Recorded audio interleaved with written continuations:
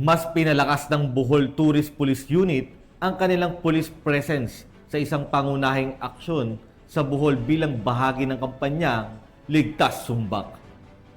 Sa ilalim ng kampanyang ito, ang kapulisan ay nagsasagawa ng mga regular patrolling, pag-inspeksyon ng mga lugar at pagbibigay ng impormasyon sa mga turista ukol sa mga safety protocols. Tinutukan niya ni Patrolwoman Flora May Azares.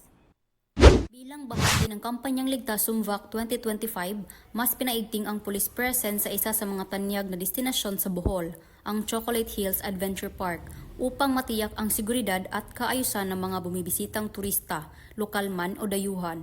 Sa ilalim ng pangangasiwa ni Police Major Crescente Gorea, Chief ng Bohol Tourist Police Unit, layunin ng inisyatibang ito na tiyakin ang seguridad ng publiko, lalo na ng mga lokal at banyagang turista, sa gitna ng pagunita sa panahon ng bakasyon at pagdami ng mga bumibisita sa tanyag ng mga pasyalan. Nagsagawa ng foot patrol, traffic control, area security at tourist assistance ang mga personnel, gayon din ang pagbibigay ng paalala sa publiko ukol sa mga safety tips habang nasa mga pampublikong lugar. Makikita din ang paglagay ng mga assistance desk upang makapagbigay ng agarang tulong at impormasyon sa publiko.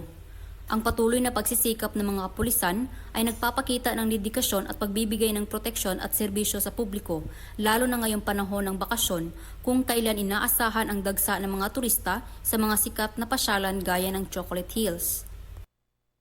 Mula dito sa Police Regional Office 7, ako ang inyong PNN correspondent, Patrolwoman Flora May Azares. Alagad ng batas, tagataguyod ng Balitang Pulis.